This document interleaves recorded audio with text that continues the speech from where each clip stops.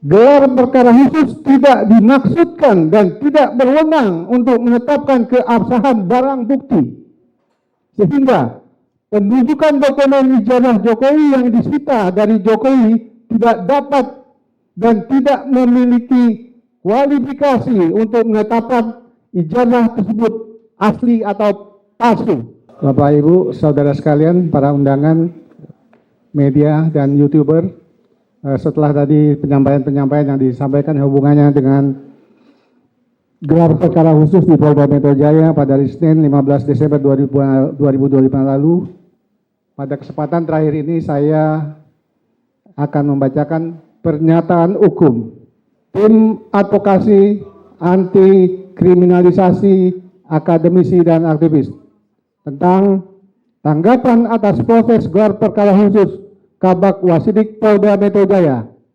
Sehubungan dengan telah dilaksanakannya proses gelar perkara khusus dalam kasus dugaan pencemaran dan fitnah ijazah palsu Jokowi yang dilakukan oleh Kepala Bagian Pengawas Penyidik Polda Metro Jaya pada 15 Desember 2025, kami sampaikan tanggapan hukum sebagai berikut. Pertama, proses gelar perkara khusus yang dilakukan oleh Polda Metro Jaya adalah serangkaian kegiatan untuk melakukan evaluasi dan koreksi terhadap proses penyidikan yang dilakukan oleh penyidik Reskrimum Polda Metro Jaya yang kesimpulan akhirnya berupa rekomendasi atas perkara yang dapat dilanjutkan atau dihentikan. Dua, gelar perkara khusus tidak dimaksudkan dan tidak berwenang untuk menetapkan keabsahan barang bukti, sehingga penunjukan dokumen ijazah Jokowi yang disita dari Jokowi tidak dapat dan tidak memiliki kualifikasi untuk menetapkan ijazah tersebut asli atau palsu.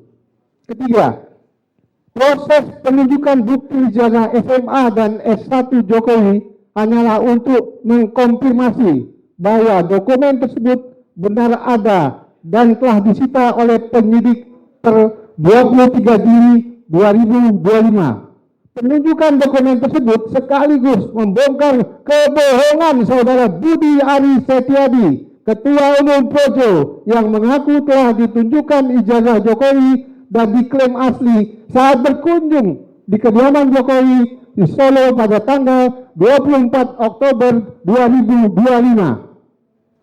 Keempat, paparan koreksi dan evaluasi tim advokasi anti kriminalisasi akademisi dan aktivis selaku kuasa hukum Roy Suryo CS telah menegaskan adanya masalah dalam proses, prosedur, dan tahap penyidikan.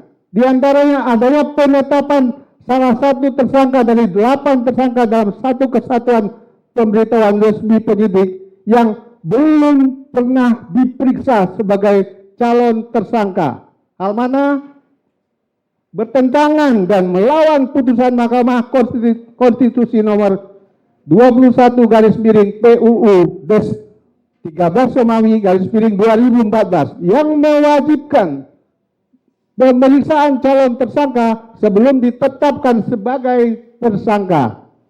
Menimbang dan memperhatikan hal-hal tersebut sebagaimana kami kemukakan di atas, maka kami berkesimpulan penyidikan yang telah dilakukan oleh penyidik Reskrimum Polda Metro Jaya cacat prosedur.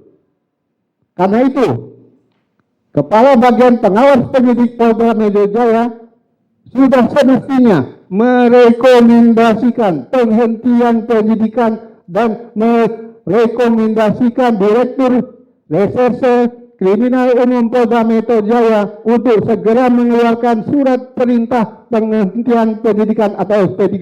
Demikian pernyataan hukum disampaikan Jakarta 18 Desember 2025, Tim Advokasi Anti Kriminalisasi Akademisi dan Aktivis, Kuasa Hukum Roy Suryo dan kawan-kawan.